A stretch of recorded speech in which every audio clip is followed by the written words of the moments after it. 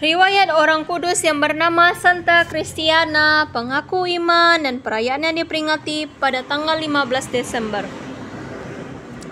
Asal mula agama Kristen di kerajaan Georgia, Iberia, Soviet Selatan tidak begitu jelas.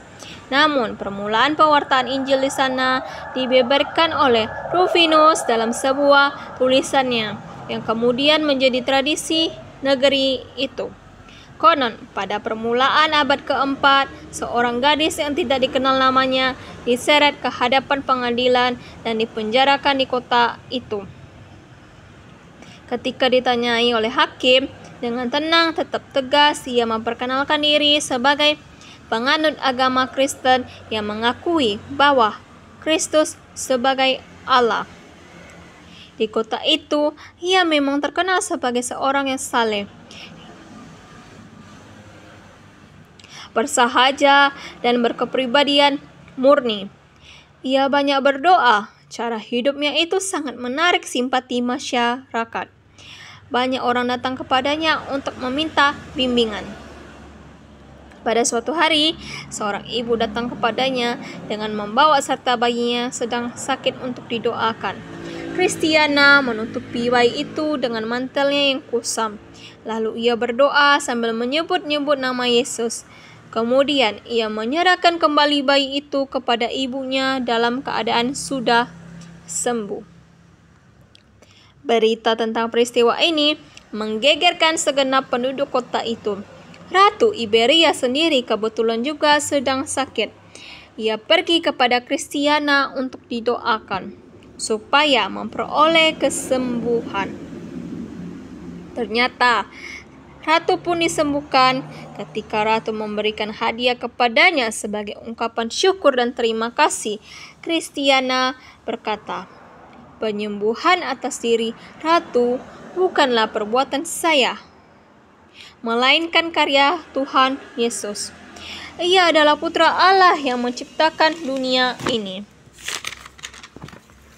Selanjutnya, Kristiana menekankan kepada Ratu bahwa Yesus dapat menyembuhkan semua penyakit, bahkan yang paling parah pun dapat disembuhkannya apabila kita percaya kepadanya.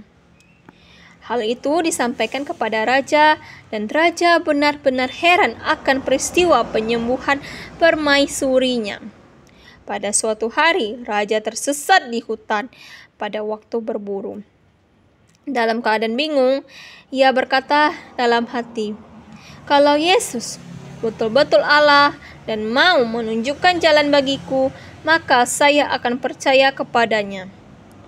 Dalam sekejap, raja menemukan jalan keluar dari ketersesatannya di dalam hutan tersebut.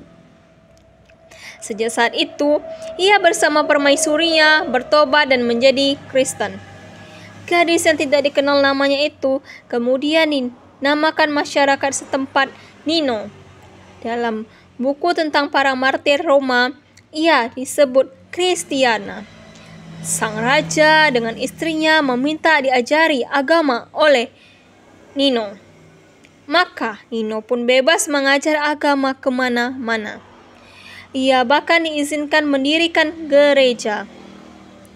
Menurut cerita, ketika gereja itu sedang dibangun, terjadi kesulitan untuk mengangkat pilar besar. Namun, kemudian terjadi lagi mukjizat. Di hadapan orang banyak, pilar itu bergerak sendiri ke hal yang benar. Raja mengirim utusan ke Kaisar Konstantinus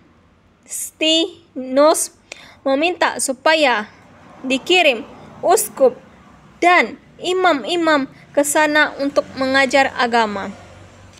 Rufinus mengarang cerita ini berdasarkan sumber dari putra raja sendiri, Bakur, yang ia jumpai di Palestina pada permulaan abad IC-5.